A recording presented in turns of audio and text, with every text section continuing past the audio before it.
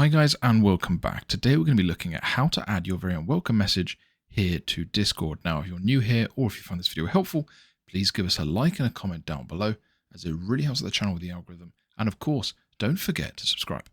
Now, in order to add a welcome message, you will need to add a third-party bot such as Meesix, which is something I'm going to be using today. So you can see here it is on Google. I'm going to click on this, open it up.